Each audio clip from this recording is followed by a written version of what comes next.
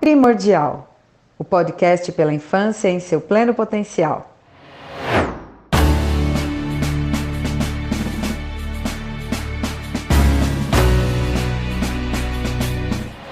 Eu sou Denise Leles, mãe e pediatra. Eu sou Regiane Quereguim, mãe e jornalista. Olá, estamos de volta para falar da segunda parte do pré-natal primordial, que já está, abre aspas, fazendo barulho, fecha aspas. Oiê, recebi alguns comentários falando, você tá viajando, como assim? A gente vai fazer tudo isso na gestação e tal. E aí eu fiquei super feliz com essa reação, porque eu lembrei de uma frase do Eric Weiner que falou o seguinte: uma recepção entusiasmada a uma nova ideia é um sinal claro de que ela pode não ser original. Ideias novas necessariamente interferem no status quo. Claro, a mudança da medicina é uma tendência mundial, mas a gente ainda está muito longe de conseguir desenvolver todas essas competências, desde a nossa formação na graduação, para conseguir promover de fato essas mudanças e promover de fato saúde. A gente está no início, estamos engatinhando, mas tudo nessa vida tem um começo, né? E a gente aqui no Primordial estamos plantando sementes. E esperamos que essas sementes sejam espalhadas ao máximo por aí. Contamos com você, ouvinte.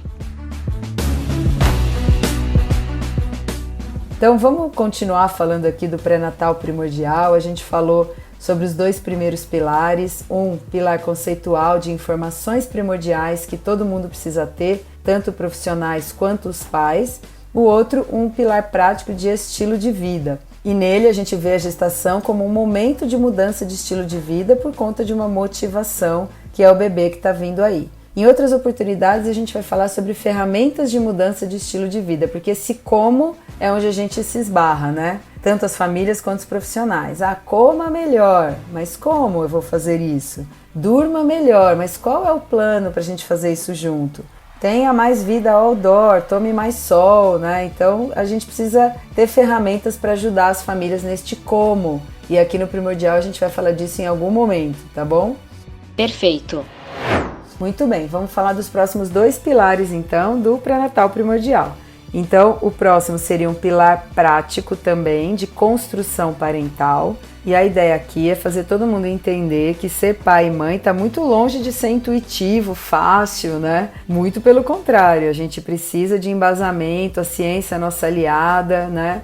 Até para proteger a gente de informação de qualidade duvidosa. E também esse é um momento da construção parental da gente entender as bases do que vai ser a saúde emocional do bebê, que nada mais é do que a saúde emocional dos pais. Então a primeira coisa que a gente precisa pensar quando a gente se vê frente a pessoas que serão futuros pais é entender como está a saúde emocional dessas pessoas.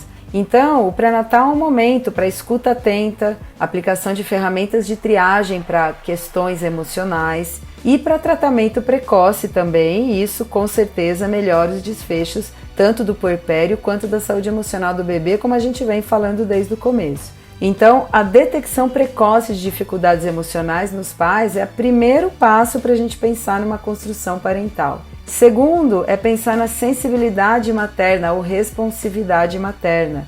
Esse comportamento responsivo de toque, de atender ao bebê, de criação de vínculo, de trabalhar o luto do puerpério para que ele culmine com a aceitação.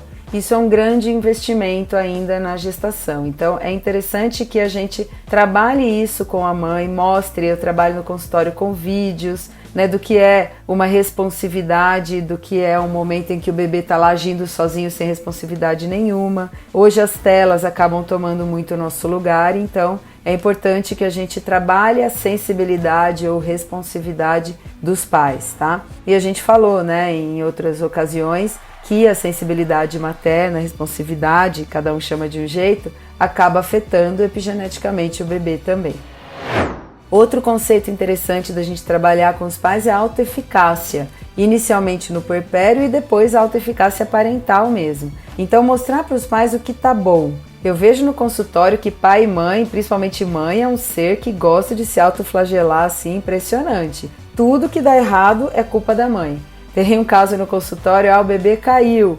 Tava o pai e a mãe junto, mas a mãe morre de culpa, a culpa é minha. Mas por que, gente? Tá todo mundo cuidando, né? E o que tá bom? O que está dando certo? Focar nesse o que tá bom ajuda muito as pessoas a ganharem confiança e a desenvolver essa sensação de autoeficácia, que na verdade é a premissa, é o gatilho para outras tentativas que podem dar certo. Então, quando a gente fica focando só no que tá ruim, a gente acaba não se motivando para fazer novas tentativas aí, tanto com o bebê quanto com a gente mesmo, tá? É interessante falar sobre parentalidade nesse pilar de construção parental e orientar os pais a se instrumentalizarem com recursos de parentalidade e auxiliar a construção da resiliência familiar ainda na gestação.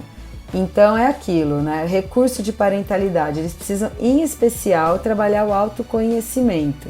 Quando a gente se conhece o suficiente, a gente acaba se contaminando menos com expectativas irreais de outras famílias e a gente acaba sendo pais mais responsivos e ajudando mais o desenvolvimento do bebê. Então só essa noção de parentalidade, instrumentos, responsividade, socialização, competência socioemocional, isso tudo é importantíssimo para os pais saberem que existe, tá? Você já está fazendo muito se você trouxer isso. Outra coisa importante da construção parental é o preparo para o puerpério, porque esse vai ser um momento super delicado, tanto dos pais envolvidos quanto para o bebê. Então é importante antecipar necessidades individuais ainda no pré-natal, tá? E mostrar para essa família que ajuda é sempre bem-vinda, auxiliar no planejamento de rotina, ficar de olho nas expectativas e você, profissional de saúde, pode ser disponível para tirar todas essas dúvidas ainda no pré-natal e principalmente no período puerperal. É importantíssimo, então eu sempre mostro nas minhas aulas, para os meus alunos pediatras, às vezes mensagens que eu recebo dos pacientes de manhã, depois de uma noite super estressante, falando eu vou me separar, nunca mais eu quero ver essa pessoa na minha vida, e aí uma semana depois está tudo bem, né? Então talvez essas pessoas não receberam informação suficiente para enfrentar esses momentos. Eu adoraria ter recebido essas informações todas há 13 anos, quando nasceu minha primeira filha, mas em termos práticos, temos exemplo, doutora Denise?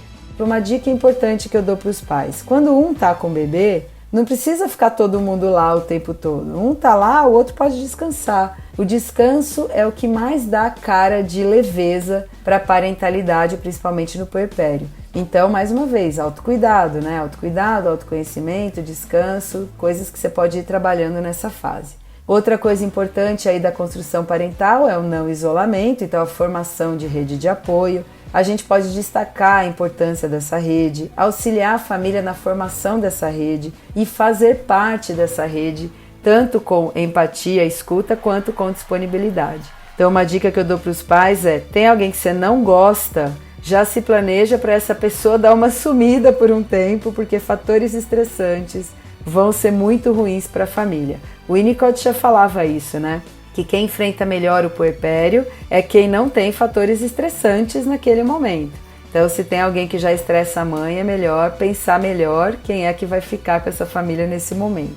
E outra coisa também que a gente pode fazer aí na construção parental é preparar essa família para a amamentação.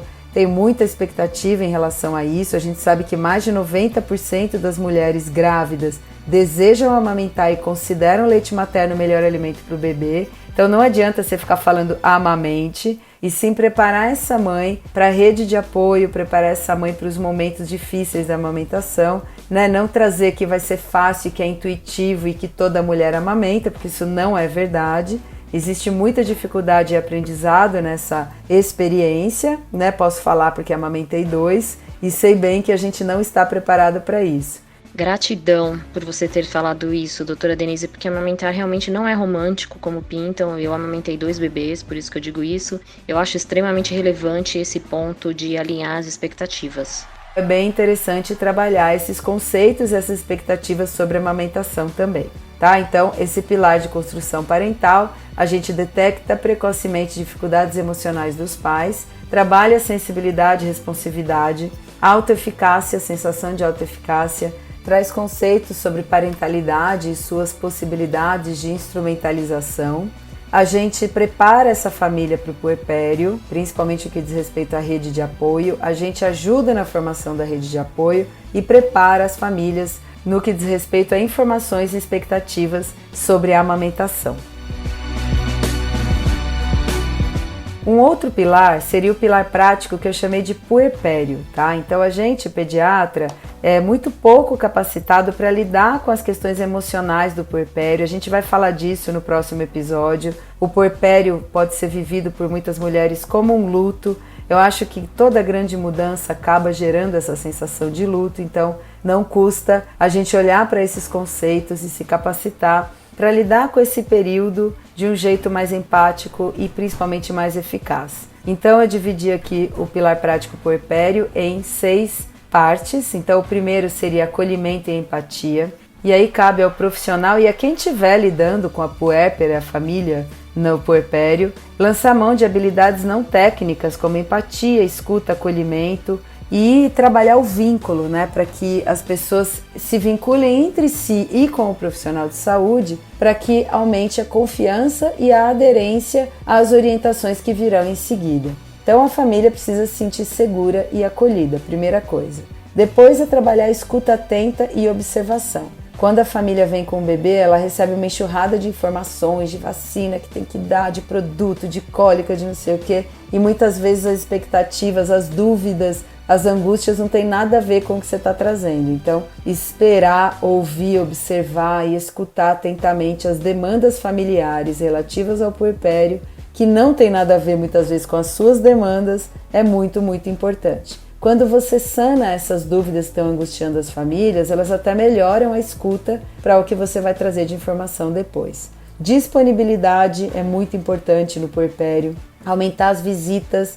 Então, visitas semanais para quem puder é muito interessante, porque as famílias ficam perdidas e cada dia acontecem milhares de coisas e gera um monte de dúvida. Essas famílias buscam respostas na internet, aí você tem que desconstruir o que é feito lá, então vira uma bagunça. Então, visitas semanais durante as primeiras semanas de vida do bebê, proteção à amamentação exclusiva e diagnósticos precoces de problemas relacionados à amamentação podem ser muito, muito protetores a essa ação tão importante pela infância.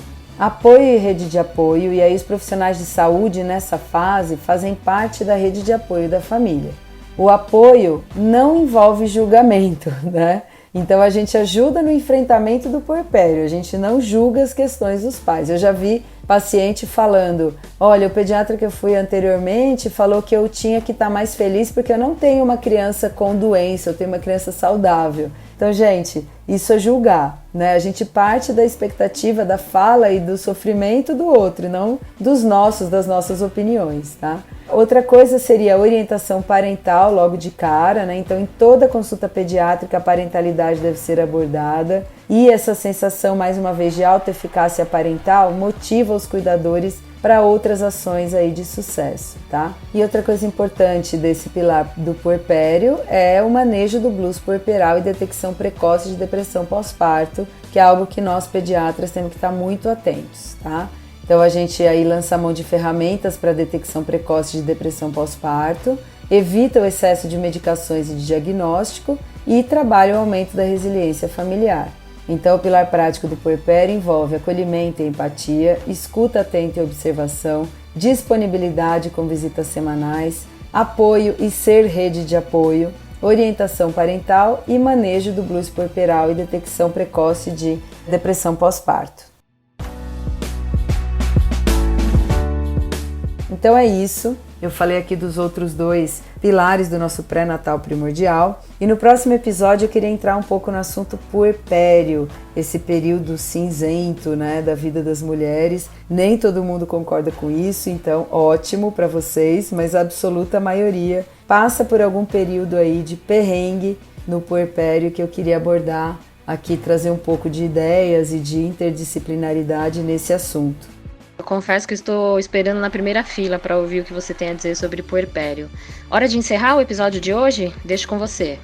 É isso. Obrigada super pela atenção de todo mundo, por todos os comentários e por todas as audições, os plays no nosso primordial. Estou muito feliz com os nossos resultados. e a gente vai se falando. Quem quiser fazer sugestões, críticas ou só tomar um café, é só me chamar. Nosso propósito é a infância. Beijo! Primordial, o podcast pela infância em seu pleno potencial.